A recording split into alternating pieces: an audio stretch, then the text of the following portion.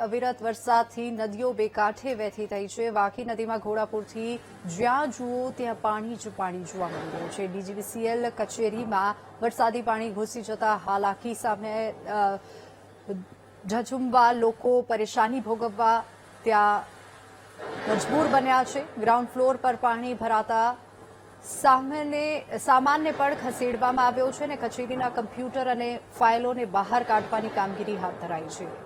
તો ground floor પર પાણી ભરાતા સામાનને ખસેડવાની ફરજ પડી છે અને કચેરીના કમ્પ્યુટર અને ફાઇલોને બહાર કાઢવાની પણ કામગીરી હાથ ધરાઈ।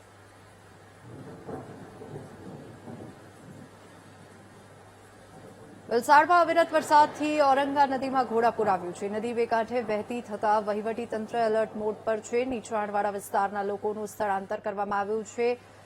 કશ્મીરા નગરમાંથી 250થી વધુ લોકોને સુરક્ષિત સ્થળે ખસેડવામાં આવ્યા છે। વલસાડના કલેક્ટર નીતિન સાંગવાને નીચાણવાળા વિસ્તારનું નિરીક્ષણ પણ કર્યું છે।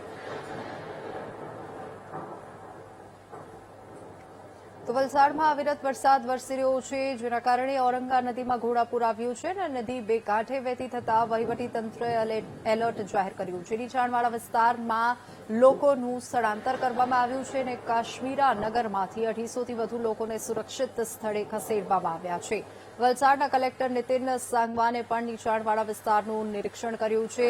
આ ડીજીવીસીએલ કચેરીની તસવીરો આપ જોઈ શકો છો। ત્યાં પણ કચેરીની અંદર સુધી પાણી ઘૂસી ગયા છે। ગ્રાઉન્ડ ફ્લોર સમગ્ર પાણીમાં ગરકાવ થયો છે। તો તમામ જે ગલીઓ છે, રસ્તાઓ છે, તે પણ જળમગ્ન થયા છે। લોકોના ઘરોમાં પાણી ઘૂસી ગયા છે અને લોકોને રાબેતા મુજબ જીવન જીવવું પણ મુશ્કેલ બની ગયું છે।